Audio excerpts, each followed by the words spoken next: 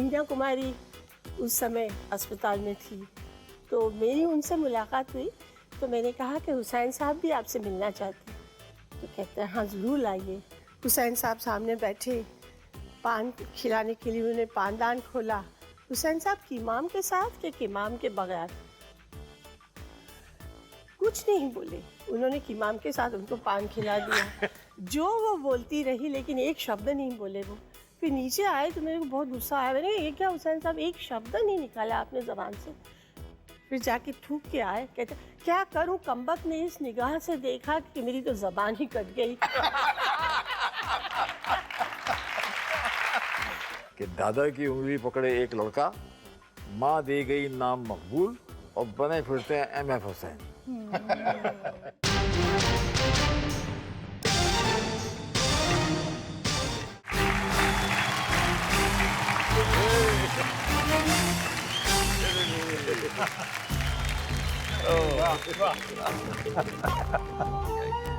मैंने कहा ये आज क्या हो गया, पैसा खोटा हो गया, लोटा उल्टा हो गया, आज ये क्या हो गया। और जूता बाटा हो गया।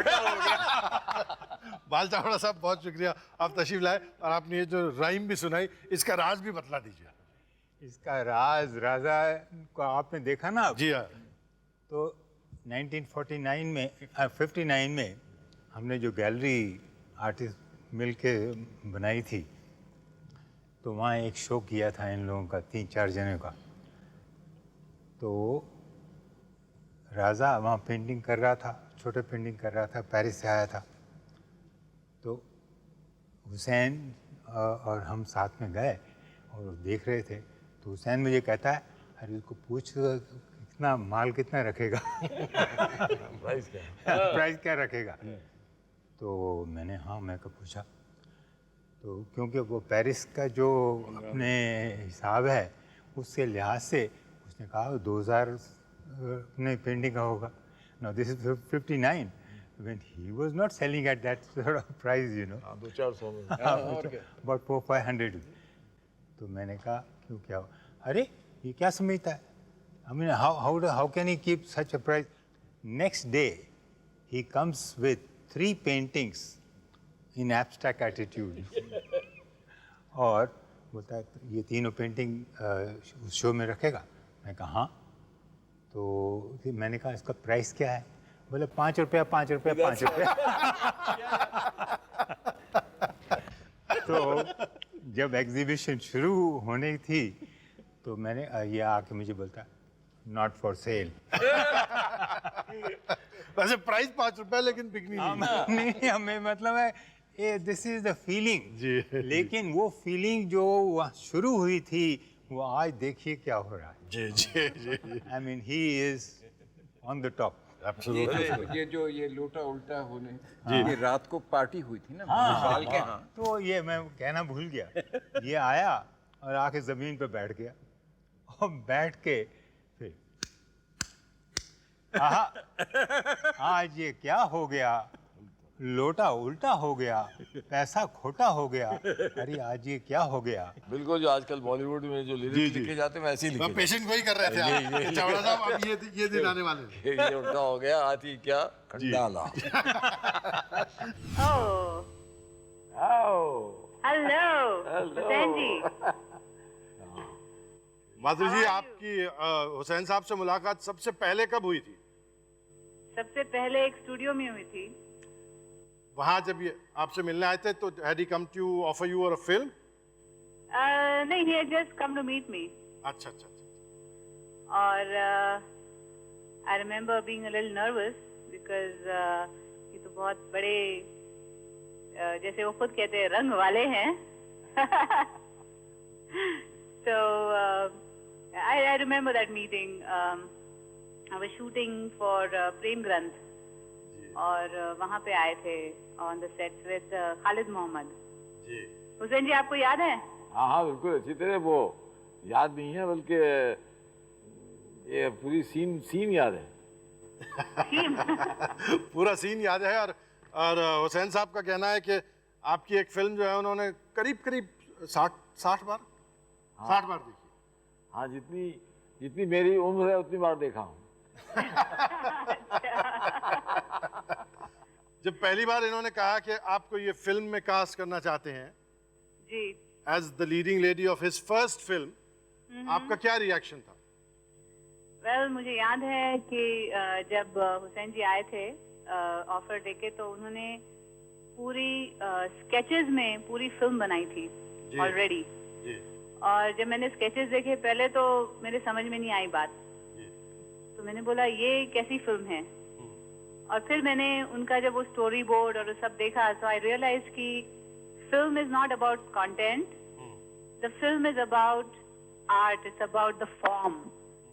और मुझे ऐसे लगा कि एक अलग जॉनर होगा फिल्म का, और एक अलग ही पॉइंट ऑफ व्यू कि एक पेंटर एक फिल्म बना रहा है और उसकी दृष्टि क्या है फिल्म देखने की। तो that was very appealing for me. And how was the experience working with the painter who had become a director? You say it It frankly. was wonderful, क्योंकि उनको देख के ऐसे लगता है कि हमारे लिए भी कोई होप है। He is still so inspired. He is अलग-अलग चीजें करना चाहते हैं, और मैं चाहती हूँ कि जब मैं 84 हूँ तो I should be like him. Well, we'll have to wait a long time for that. हम हुसैन साहब से भी पूछते हैं कि Except I don't want the beard. That's it.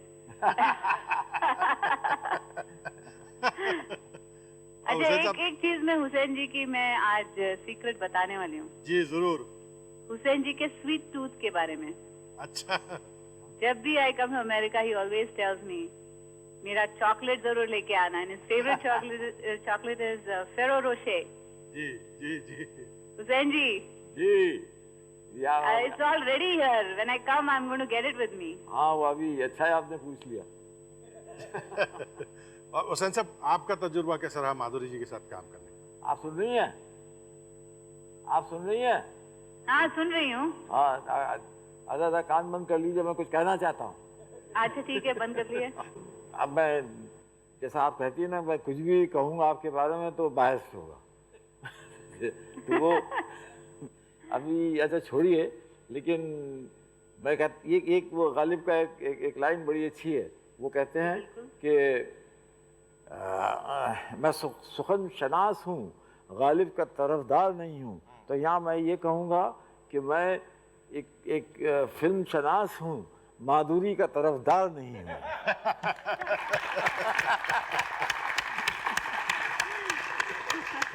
Okay. Thank you very much for talking to us from Los Angeles. Thank you. Nice talking to all of you. Thank you. Riku जी आदाब। रिकू जी लगते हैं बिल्कुल हीरो जैसे, लेकिन producer भी हैं और film industry की एक बहुत नामवर हस्ती भी हैं। रिकू जी, आपका भी जाहिर है कि गजगामिनी से और हुसैन साहब से जो है कम से कम फिल्म इंडस्ट्री के ताल्लुक से बहुत रिश्ता रहा है। आपका एक्सपीरियंस कैसा था हुसैन साहब के साथ काम करने का? हुसैन जी से मुलाकात हुई 95 में फर्स्ट मेरी, और 5-6 महीने तो समझने में लगे हमको जी कि ये क्या कह रहे हैं और मैं क्या कह रहा हूँ। जी जी। और फिर मेरी फिल्म थी मोहब्बत, दुनिया में कि बहुत कम लोगों को मालूम है एक्टर इन दैट फिल्म। और रियली? हाँ, काम किया था उन्होंने एज ए पेंटर। वो पूरा एग्जीबिशन लगाया था, पूरा सीन था, पूरा सीक्वेंस था उसमें, जिसमें माधुरी जी को किडनैप कर लिया जाता है। तो अब आपको उम्मीद है कि सिलसिला जो है हुसैन साहब की फिल्मों का अब एक यके बाद दीगर चलता ही रहेगा? मीनाक्षी में बिजी हैं हुसैन जी, जी, बना रहे हैं जी, पिक्चर। जी। इसके बाद फिर एक कॉमेडी फिल्म कुछ हम साथ में करने वाले हैं, चलता रहेगा सिलसिला। इसके बाद कॉमेडी, लेकिन जब मैं कॉमेडी बनाऊंगा तो हो सकता है वो ट्रेजेडी हो जाए। उसका नाम Audience के लिए नाम तो भी मोदी tragedy क्या रखा है? हाँ, नाम उसका है ये प्यार होते होते रह रह गया। गया। प्यार होते होते रह गया। तशक्कुर आगे चल।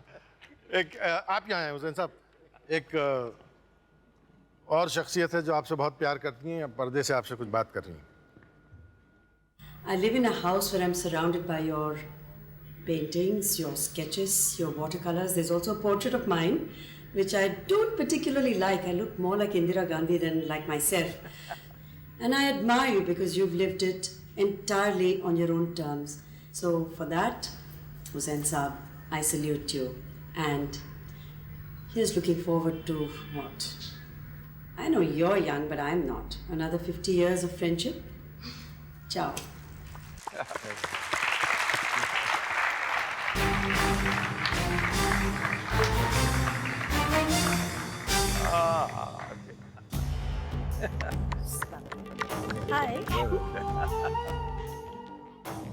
ईला पाल साहिबा बहुत मशहूर पेंटर हैं ख़ुद भी, और ईला जी ने जो है एक बड़ी अच्छी किताब हुसैन साहब पर लिखी है। ईला जी, मैं आपसे बात करने ही वाला हूँ, लेकिन हुसैन साहब, यहाँ से भी बहुत लोग और बाहर से भी बहुत लोग बड़े क्यूरियस हैं ये जानने के लिए 3 चीज़ें। एक तो ये कि आपकी पेंटिंग्स में और आपके अक्सर पोर्ट्रेट इसमें पेंटिंग्स में बहुत सारे घोड़ों का क्या दखल है। दूसरा ये कि आप खुले पैरों से क्यों घूमते हैं, और तीसरा ये कि आप ये डराने वाली छड़ी नुमा पेंट ब्रश लेके क्यों घूमते हैं। ये तीनों चीज़ों का सवाल आप दे दें और फिर ईला जी से बातें भी करते हैं। घोड़े तो भाई बहुत ही खूबसूरत जानवर है जी। तो और फिर ये भी होता है कि घोड़े की जो पेंटिंग है, जो पेंटिंग में ज़्यादा इनिशिएशन नहीं है उनका, तो वो फ़ौरन घोड़ा पसंद कर लेते हैं। ये किस्म का, ये मेरा जैसे फिल्म के अंदर प्रोमो है, ये प्रोमो है। वो तो क्वेश्चन नंबर 1 हुआ सर। अब क्वेश्चन नंबर 2।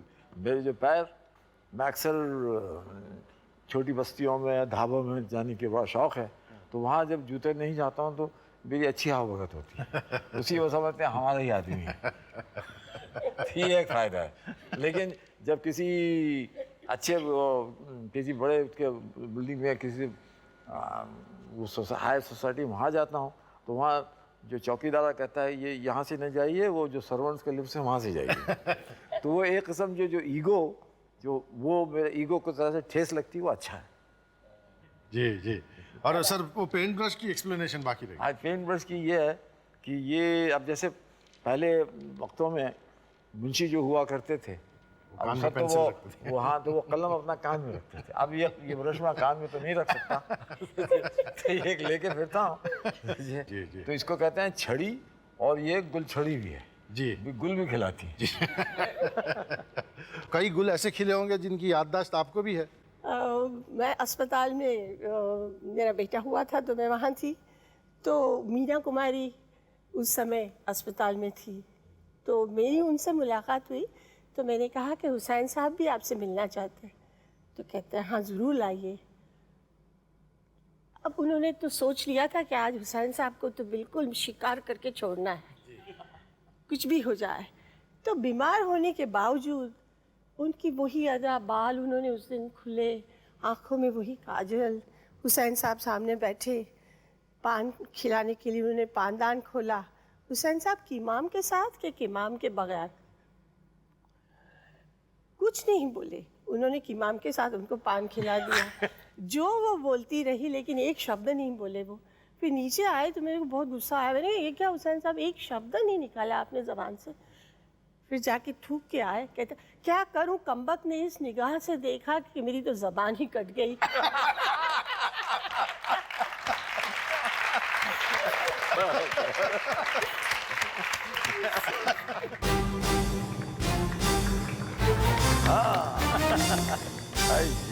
मैक, आप शायद जानते नहीं हैं मैं आपको गुरु मानती हूँ। आपकी जान पहचान हुसैन साहब से कब की है? अरे वो मैं बताऊं तो आपको पता चल रहा है कि मेरी उम्र भी क्या है। नहीं आप मैं तो बूढ़ी होते जा रही हूँ और हुसैन साहब जवान होते जा रहे हैं।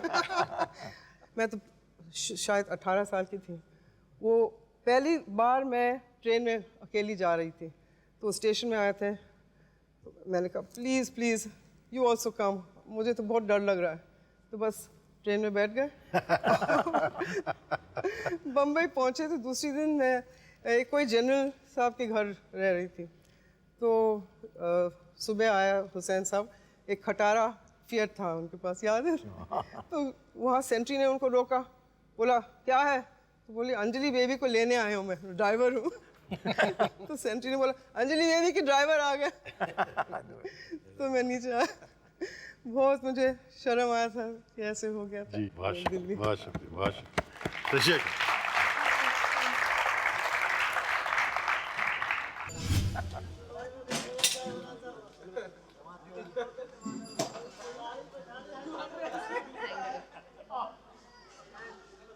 MF, आपको निज़ामुद्दीन के इस चाय खाने में चाय पीना बेहद पसंद है। हिंदुस्तान में और बाहर भी हर बड़े शहर में आपका एक ख़ास चाय वाला मौजूद है। वो निज़ामुद्दीन की ये जगह हो, या फिर कलकत्ते का सरदार का ढाबा हो, या हैदराबाद हो, मुंबई हो, वाराणसी हो या फिर लंदन का शेफर्ड मार्केट हो, और आज भी किसी भी वक्त गर्मा गर्म चाय का एक गिलास और एक रूखी रोटी आपके लिए एक कंप्लीट मील का काम करती है।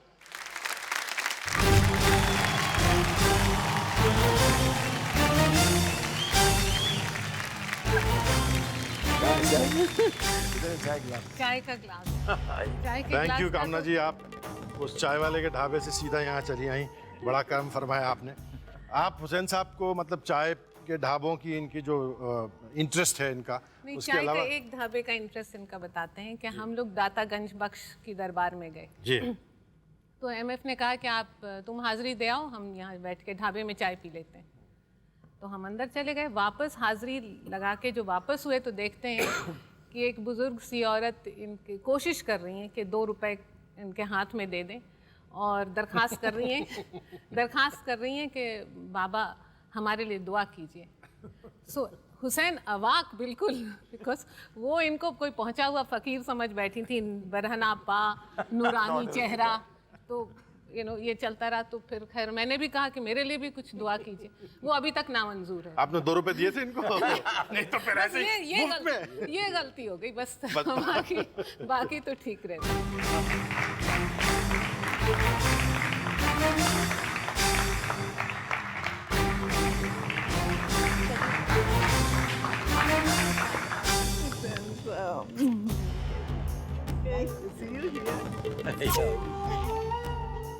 आइए राशिदा जी, और अंजुम जी आप भी तशरीफ लाइए। राशिदा जी, बहुत कम लोग हुसैन साहब को उतना जानते हैं जितना आप जानती हैं।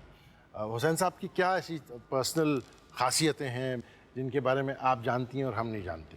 बहुत इमोशनल हैं हुसैन साहब जी, जो कि हमने देखा है उनको। एक बार मदर टेरेसा को मिलने गए, उनकी इमेज जो इटर्नल मदर की इमेज और दूसरी उनकी प्रेजेंस, इतने ओवरवेल्म हो गए हम सेंस ऑफ इमोशन से कि वो जो तूफान बरसों का रुका हुआ था वो आंसुओं के ज़रिए रुका नहीं, बह गया।